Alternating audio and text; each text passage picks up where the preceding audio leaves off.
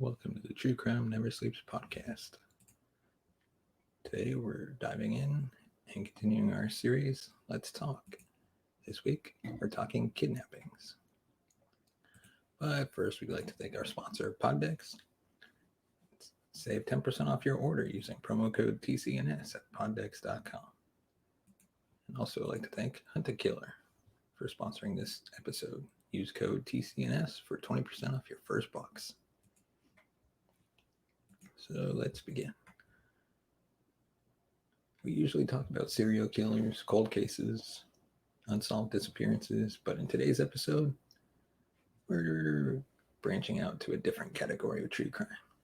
Yes, this is a dangerous practice, and our society is filled with horrible people who are capable of horrible things. Today, we will talk about kidnapping and ransom cases.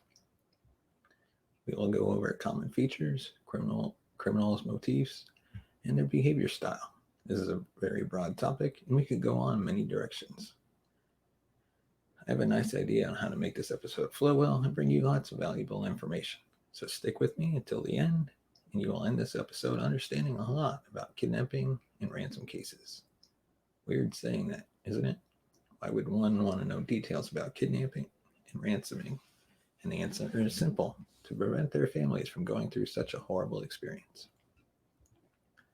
Understanding behaviors that could lead to kidnapping, understanding the common features of kidnappers, and learning how to prevent it from happening will most certainly change your life for good and avoid this from happening. Then you'll be able to pass on the information and protect even more people.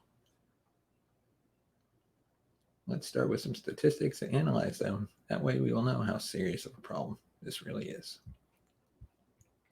According to Statista.com, while the fear of being kidnapped may persist for one's entire life, in 2019, the number of missing persons under the age of 21 was much higher than those 21 and over, with 235,367 females under 21 reported missing, and 62,823 females over the age of 21 reported missing. And they add even more information. In 2019, the total number of 2,895 people were kidnapped as a result of terrorism. That was the lowest number since 2012, when 1,283 people were kidnapped. By comparison, the most kidnappings were recorded in 2016, reaching 15,664 cases.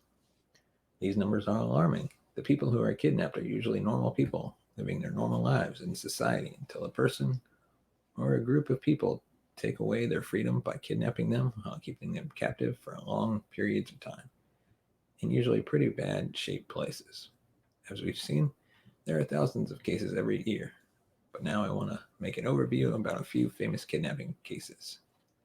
First, we start with Jamie Clost. She was kidnapped after their parents were murdered in their rural home in Wisconsin. She disappeared on October 15th, 2018, and was later found January 10th, 2019. It was only 2 years ago. And then we have Amanda Berry. She disappeared the day before her 17th birthday. During captivity, she gave birth to a daughter whose father was Ariel Castro, the kidnapper. She disappeared on April 21st, 2003, and was later found May 6, 2013. Then we have Michelle Knight, another victim of Ariel Castro. She disappeared when she was 21, right on the same day she had a court appearance to gain custody of her son, Joey. She disappeared on August 23, 2002, and was found May 6, 2013, the same day as Amanda Berry was found. These are all sad cases, but if you want me to go over the details of a specific case, leave some comments in the comments below, or DM me on social media. I'll be able to create episodes on the topics you're interested in.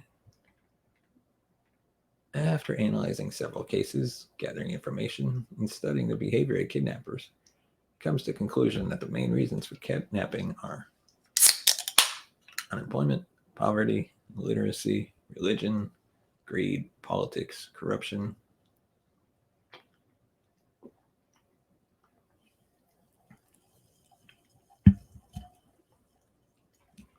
Now, if we stop and pay close attention, there are several reasons that will result in a monetary ask later on the kidnap. greedy person always wants more money. A poor person needs money to survive. An unemployed person needs money to sustain his or her family. In most cases of corruption, money is the cause. Therefore, here we have another reason for kidnapping. It is true that human trafficking is also a leading cause for kidnapping, but the reason behind human trafficking is also money. So all the above apply to it.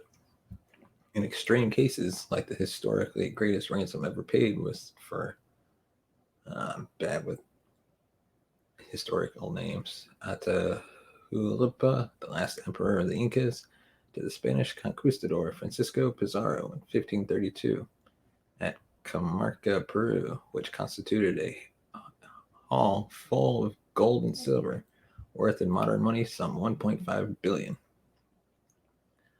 But on a more recent note, the wealthy Argentine grain traders George and Juan were kidnapped by the far-left terrorist group Montoneros. 9 months later, they were released after payment of a huge $60 million ransom, which is the equivalent to $293 million today. I know this is very sad, but money is the main driver of kidnapping, and even though the authorities don't want to surrender to the kidnapper by paying a ransom, people's lives matter more than money. So families almost always choose to pay the ransom and have the loved ones back together. And that's a wrap for today's story. As we all should agree, crimes are never good and bring sadness to countless people. It is important, though, for us to try to understand the reasoning behind such tragedies and create awareness to avoid it from happening again. True crime never sleeps, and I'm here to bring you the best true crime stories full of details and knowledge. For more information on the podcast, follow us on Twitter at TrueCrimeNS. Also, consider subscribing to the podcast on your favorite platform. This show is possible thanks to our sponsors, Paramount Plus and Poddex, as well as Hunter-Killer. Check them out today. Thank you, and we'll see you tomorrow.